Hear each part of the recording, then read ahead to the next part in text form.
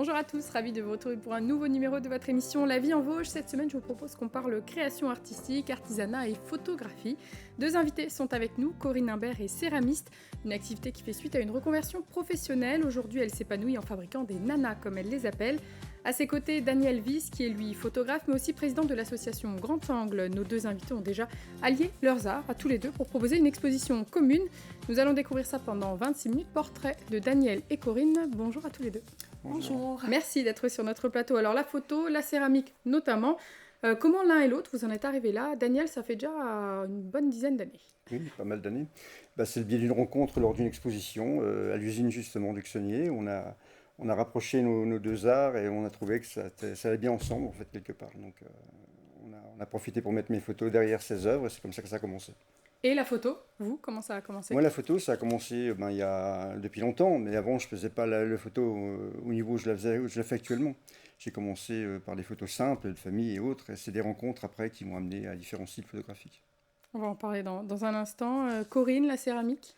Alors la céramique, moi à la MJC Savouret pour commencer en activité de loisirs. Et puis ça a pris de plus en plus d'importance. Donc après j'ai intégré l'Académie d'art plastique à Épinal aussi. Et c'est encore devenu plus important. Donc après une formation au SPIFAC à Velay-en-Haye, une formation dans le cadre de ma reconversion. Voilà, pour en faire mon métier maintenant et ma petite entreprise, la Coco. Vous étiez donc coiffeuse auparavant, il y avait déjà Oui. ce travail finalement avec les mains. Alors, on retrouve effectivement cette similitude. Lui, le travail avec les mains, la transformation donc, des cheveux, donc, de la matière et de la couleur. Je précise que je ne coupais pas les cheveux déjà, donc c'était vraiment la couleur et la transformation de la matière, la forme. Donc je retrouve la même chose avec la terre, effectivement. Oui, alors vous concevez uniquement des femmes. On Oui. en voit trois devant vous seulement. Oui. Pourquoi uniquement des femmes? Alors, des femmes, certainement, par rapport à mes métiers précédents, parce que, étant donné que j'étais coiffeuse, c'est vrai que je m'occupais exclusivement des chevelures des femmes. Après, j'ai enseigné la coiffure, alors à nouveau dans un milieu féminin, toujours.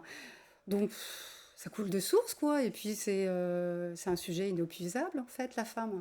Elle a tellement de facettes, on peut tellement la dupliquer sous différentes formes. Voilà, c'est super.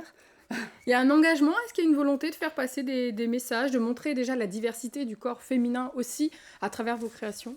Alors, c'est pas trop la diversité, en fait, c'est parce que c'est un peu le style que j'ai trouvé de les faire de cette forme-là, très fine, et puis après exploser au niveau des volumes, faire des femmes calipiges, ou pas, parfois elles sont longilignes. Surtout, c'est plutôt, sur certaines, on va dire, je laisse passer mes émotions, parce que je ne travaille pas sur commande, je travaille d'instinct, en fait, et il y a des moments où je me sens moins bien, je vais faire des femmes qui vont être blessées, qui vont être, voilà, on va voir certaines choses.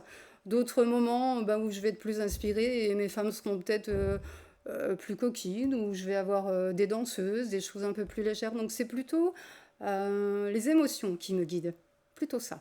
C'est votre Ouais. humeur au moment Mon- où vous allez créer finalement qui va Exactement. se C'est pour ça que je transmettre. ne peux pas travailler sur commande parce que c'est vraiment l'état d'âme du moment. Voilà. Donc, On s'adapte. on Daniel, s'adapte. est-ce qu'il y a aussi cette transmission d'émotions, de ressentis derrière vos photos? Oui, j'essaie de faire passer, on va dire, l'âme de l'image que je photographie. C'est vrai que je fais beaucoup d'urbex, donc j'essaie de faire ressentir l'émotion qu'il y a dans la pièce ou le lieu où je me trouve quand je fais mes photos, quoi. Alors vous avez commencé par la photo animalière, c'est ça? Oui, c'est ça. J'étais assez pris par le renard, la cause du renard, la défense, son utilité dans la nature, les chats sauvages, les hermines. Donc j'ai commencé beaucoup comme ça à aller me détendre en nature. À l'époque, j'étais en activité professionnelle. Et ça m'a fait beaucoup de bien. Et c'est vrai que c'est bien de penser à la protection de ces animaux-là. Et après, par le biais de rencontres, comme je disais, donc ça m'a apporté. Je suis parti vers d'autres styles photographiques, les paysages, la nature et ensuite l'urbex. Alors on va rappeler ce que c'est l'urbex, pour ceux qui Ouais. ne connaîtraient pas. Donc l'urbex, c'est d'aller visiter des lieux qui sont construits par l'homme et abandonnés par l'homme, et repris bien souvent par la nature. Voilà, Alors c'est avec des zones certaines règles tout de même à avec respecter. des règles de respect, des règles de sécurité principalement, de faire attention, et puis le respect pour ne pas détériorer les lieux, ne pas casser, ne pas voler, ne pas détériorer, quoi. Mm. C'est ça, c'est un art qui reste caché en quelque sorte parce qu'on ne dévoile pas ces lieux, on ne dévoile pas les endroits où on va. Non. En fait, on ne dévoile pas les lieux, c'est pour les protéger quelque part. C'est vrai que ça permet à certains petits gamins, on va dire, de ne pas venir avec pour détériorer, pour casser, comme on le voit souvent, quoi. Comment vous êtes déjà fait prendre certainement sur certains lieux? Comment réagissent les propriétaires? Est-ce qu'il y en a certains des fois qui comprennent finalement votre photo, l'urbex? Bah, disons qu'ils comprennent pas, ils savent ce qu'on fait, parce que c'est quand même des lieux assez connus et reconnus dans le monde de la photographie qu'on va visiter. Et ils en voient passer pas mal, des photographes en général, donc ça peut les agacer. Et après, c'est vrai qu'on est quand même chez eux, quelque part. Bon, à partir du moment où on respecte le lieu, ça peut éventuellement être accepté par les propriétaires, mais pas toujours. Des fois, on s'en sort avec quelques petits noms d'oiseaux quand même. Une porte fermée, aucun accès, on fait demi-tour? Aucun accès, on rentre pas. On rentre pas, on casse pas, on s'en va.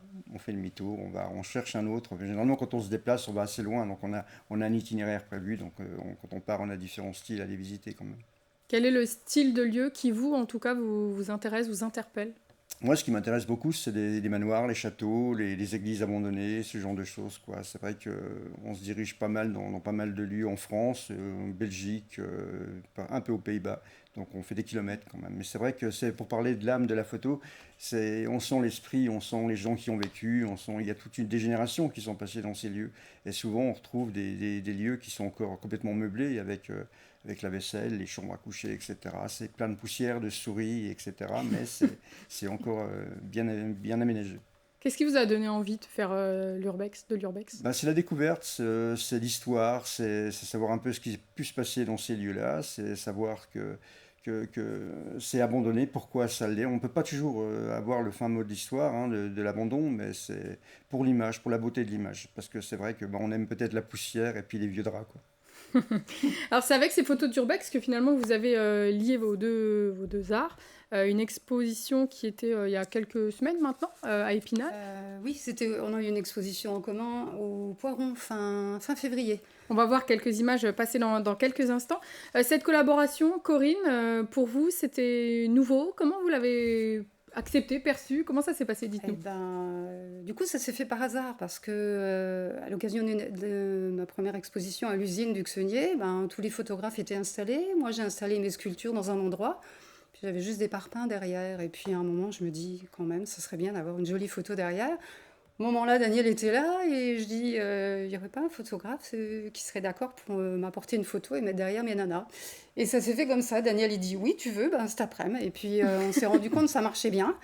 Et c'est pour ça qu'après, on a décidé de faire des expos ensemble parce que moi, je ne me vois pas avec mes pièces, par exemple, faire le bailli comme on a fait en 2023. Et je trouve que justement, avec les photos en fond et les nanas, justement, qui meublent différemment l'espace, ça va super bien ensemble, quoi. C'est ça, il y en a certaines, on a l'impression qu'elles ont été faites pour oui, oui. Voilà, oui. Alors les spectateurs apprécient beaucoup justement la complémentarité des deux choses. Donc on s'est dit, il faut qu'on continue. J'adore ces photos et c'est vrai que ces photos m'inspirent. Quand je vois ces photos, je me dis tiens, celle-là métallique irait bien devant ou celle-là blanche. Et on s'amuse à faire des photos comme ça. C'est rigolo et ça marche bien, quoi. Donc dorénavant, nos expos sont en commun. Voilà. Voilà. Est-ce que vous aviez déjà collaboré, Daniel, avec un autre artiste pour vos photos? Non, jamais. C'est la première fois. C'était une belle découverte aussi avec Corinne. C'est vrai que il y a un bel assemblage, on va dire. Et c'est ce qu'on cherche aussi aujourd'hui, peut-être, à se regrouper pour finalement être un peu plus grand, à réussir. Ça donne aussi une âme à une exposition et une présentation d'œuvres, quoi. C'est ce qui est intéressant. On va regarder un reportage de nos archives dans quelques instants. Alors, c'était en juillet 2022 sur le Sentier des Passeurs. Je ne sais pas si vous connaissez, on va découvrir ça. C'est proposé depuis quelques années par la compagnie Hélicop. On regarde et on en reparle juste après. Le reportage est signé Anthony Sapp et Thierry Lasson.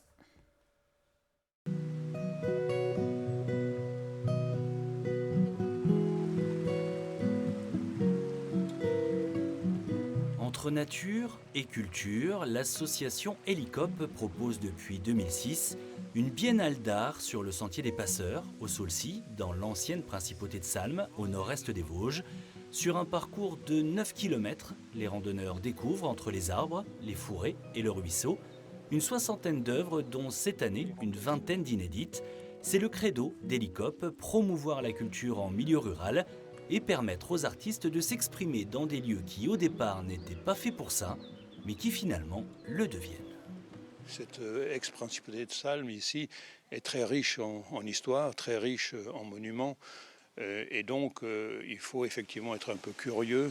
Et aussi, je dirais, c'est le rôle aussi de l'association de faire découvrir ces trésors cachés.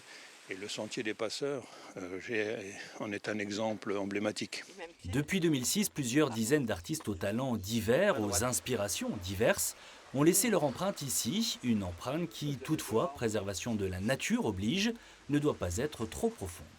Ça, c'est une dimension très importante de l'action artistique d'Hélicop, c'est comment on peut jouer sans avoir un impact trop fort avec l'installation des œuvres dans la nature qui est autour de nous. Une extension de mon atelier dans la forêt. C'est pas un sentier qui est préservé pour l'art contemporain, c'est nous qui nous glissons délicatement dans les interstices, quoi.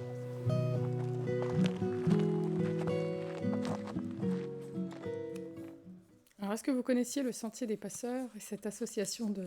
Non, Pas du tout. pas vraiment. Alors, nature, culture, est-ce qu'aujourd'hui c'est pour vous quelque chose qui fonctionne? Daniel? Je pense c'est vrai que c'est très bien de pouvoir concilier l'art avec des lieux un peu qui changent des galeries aseptisées qu'on connaît, apporter le savoir-faire des artistes dans la nature, dans des lieux un peu atypiques.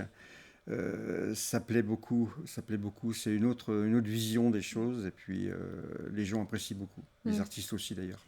Une manière d'attirer différents publics aussi, peut-être. Mmh. Une autre porte d'entrée, finalement. Voilà, c'est ce que je Complètement. pensais, oui, parce que les gens qui font de la balade, de la randonnée, même en famille, avec des enfants ou autres, le fait de pouvoir se promener dans un lieu sympa et en plus de découvrir des œuvres, moi je trouve ça super, quoi. On en a un petit peu, oui, aux alentours d'Épinal aussi, des endroits comme ça. Ouais, C'est complètement. bien. Alors, c'est à quand agréable. une de vos nanas grandeur nature, au beau milieu de la nature? Grandeur nature, il va falloir changer de four. Je suis un Il peu va falloir trouver limitée. une solution. Un peu limitée. Alors, voilà, des initiatives, ouais, c'est vrai, il y en a plusieurs hein, dans les Vosges, Ouais. de la manière d'allier nature et culture. On va parler de Daniel en tant que président de l'association Grand Angle. Maintenant, cette association, elle est née en 2019, Daniel, c'est ça? Elle est née en 2019 à Épinal, déjà en exposition au centre culturel à l'époque. Et on a décidé que donc, la personne, mon ami actuellement, Scapal, pour ne pas le citer, de créer donc une association et de partir sur un festival de l'image à Épinal. Alors, depuis quelques années, vous vous occupez des expositions à l'usine. Oui. Comment Donc, ça s'est fait? Pourquoi l'usine? Pourquoi Uxenier? alors l'usine, c'est vrai que je suis originaire d'Uxenier, quelque part, j'y suis né. Et j'ai eu la chance de rencontrer le maire, donc, et puis de proposer une activité à l'époque où l'usine était en réfection, elle n'était pas encore utilisable. Et quand ils ont eu terminé les travaux, ils m'ont contacté pour me demander si j'étais toujours intéressé et pour y faire quelque chose. Donc on y allait avec Pascal et on a décidé quand on a vu le lieu, on s'est dit il faut faire de l'art dans ce lieu, c'est magique quoi. Et bon, le maire a voulu nous suivre et puis le conseil municipal du Seigneur aussi, ils nous ont laissé faire. Et aujourd'hui, tout le monde est content parce que c'est vrai que c'est un vrai succès. Ça fait 3 ans maintenant. Oui, on est sur la 3e année. Il y a eu une renommée qui est arrivée très vite finalement, c'est le bouche à oreille. Comment vous expliquez finalement cette renommée? On explique par la qualité des œuvres exposées, par la qualité des artistes qui viennent exposer. C'est vrai que les artistes sont connus, reconnus, et ils drainent aussi derrière eux un public et des gens qui les suivent. Donc le bouche à oreille, la communication, énormément de communication fait que les gens maintenant se déplacent de tout l'est de la région pour venir nous voir. Venir vous voir. Et les artistes qui exposent viennent de loin? Ils parfois. peuvent venir de loin. On a eu des artistes qui sont venus de Belgique, du centre de la France. Actuellement, on a une personne de Valence, du sud de la France. Et ils viennent, voilà. À tel point que ça s'est demandé, c'est qu'on est complet jusqu'à fin 2025 déjà, au niveau réservation. Ah oui, pour exposer, il faut à là se projeter en 2026. Voilà, c'est plutôt une bonne chose. Est-ce que vous attendiez un tel succès à Uxenier? On en rêvait, on l'espérait, on ne voulait pas y croire, mais ça s'est fait tellement vite mais c'est dû à la qualité des artistes et à leur travail, quoi. Et puis après, le lieu fait le reste, quoi. La communication, on le fait savoir et les gens se déplacent.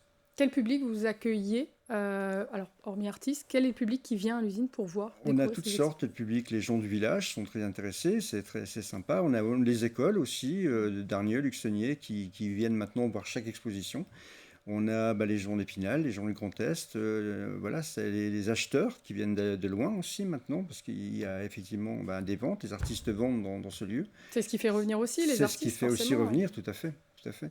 Donc c'est un lieu aujourd'hui qui est connu et reconnu. En 3 ans, on a réussi à donner un nom à ce lieu et une réputation.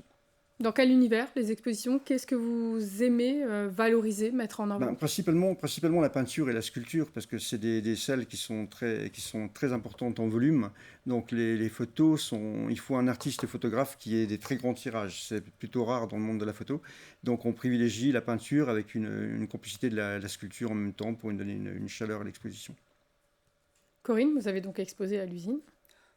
Alors j'ai exposé à l'usine, mais juste dans des expositions collectives. En fait, mes sculptures sont un peu petites pour être mises à l'usine. Alors en collectif, ça va, mais sinon, voilà. Bon, après, je fais un peu plus gros, mais l'usine, avec les plafonds qui sont tellement hauts aussi. 7 mètres carrés. C'est pour ça, voilà, il faut du volume, c'est ce que vous expliquez. Oui. Il faut forcément il faut du gros volume, hein. Oui. Alors, vos nanas, vous allez nous en parler un peu plus. Alors, en quelle matière? Comment vous les faites? Expliquez-nous. Alors, vous nous disiez que ça dépend déjà de votre humeur, de vos émotions. Voilà. Mais après... On va dire la chose de départ, du coup, c'est ça. C'est l'argile. Donc, argile blanc, on va dire, ou argile couleur un peu chocolat.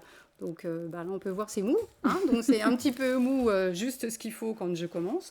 Donc, moi, je prends mon pain d'argile, suivant la taille que je veux faire. C'est des pains d'argile qui font 12 kilos au départ. Donc, je prends mon pain d'argile et puis après, je fais ma silhouette, on va dire, jusqu'à faire à peu près la forme que je veux le premier jour. Je laisse un peu sécher. Après, je coupe mes pièces avec un fil de nylon pour les évider avec ça. Ça s'appelle une mirette. Parce qu'en fait, on ne peut pas cuire des choses qui sont trop volumineuses. 5 cm, on va dire maximum, ça, on ne peut pas. Donc, je la coupe, je les vide, je rassemble mes pièces, je les assemble bien de façon à ce que ça ne se voit pas, je laisse sécher et je fais une première cuisson. Donc, celle-là, elle a une première cuisson, c'est du grès blanc. J'ai choisi de la laisser comme ça. Ensuite, ça dépend de ce que je veux faire. Si je veux avoir un côté brillant, je vais par exemple sur celle-là mettre un émail et repasser en cuisson à plus de 1000 degrés aussi. Donc voilà, pour avoir un côté émaillé. Et puis il y a aussi des autres choses que je fais comme ça, où je vais faire un émail là, cuisson, et je vais finir là en patine à froid. En fait, il y a tellement de possibilités, voilà. Mais c'est beaucoup d'étapes. Entre le début... Oui. le pain de terre, on va dire. Chemin. Et voilà, et moi, il me faut plusieurs semaines, voir comme mon four est assez gros, le temps que je fasse, des fois 1 mois ou 2 mois avant que la pièce sorte terminée, quoi. J'attends d'en avoir suffisamment pour faire une cuisson. C'est des cuissons qui sont longues. C'est des cuissons de 8 heures. Il y a 2 cuissons. Donc, on attend de bien remplir le four pour vraiment se mettre en route, quoi. Voilà. Donc là, c'est les pièces... c'est des pièces qui sont moyennes, il y en a des toutes petites, et puis ça, c'est les pièces que je vends le plus. Et puis, je fais des pièces qui vont faire... Ça fait à peu près 30 cm. J'ai des pièces de 40-50 cm que je vais exposer plus en galerie. J'ai choisi de ne pas amener aujourd'hui parce que ça fait un peu lourd quand je transporte tout ça quand même. Hein. Voilà. Vous avez jamais voulu partir dans autre chose, dans l'utilitaire, des assiettes, des choses très classiques? L'idée, c'était vraiment de laisser libre cours à votre imagination? Oui, en fait, par rapport aux différents stages que j'ai faits, il est vrai que j'ai essayé le tour, donc où on va faire plutôt des pots, des choses comme ça, et tout de suite, j'ai compris que c'était pas pour moi. Trop répétitif comme geste, et puis dans le départ, je dirais pas assez créatif. J'avais vraiment envie tout de suite d'être dans la sculpture. Donc les autres formations ont été axées sur la sculpture. J'ai fait aussi d'autres formations, là on voit pas, pour pouvoir travailler les visages aussi. Donc c'est vrai que les sculptures, parfois en ont, parfois n'en ont pas, ça dépend. Mais oui, c'est la sculpture de toute façon. Je trouve ça mais tellement intéressant. En fait, on peut tout faire avec la terre, puisque...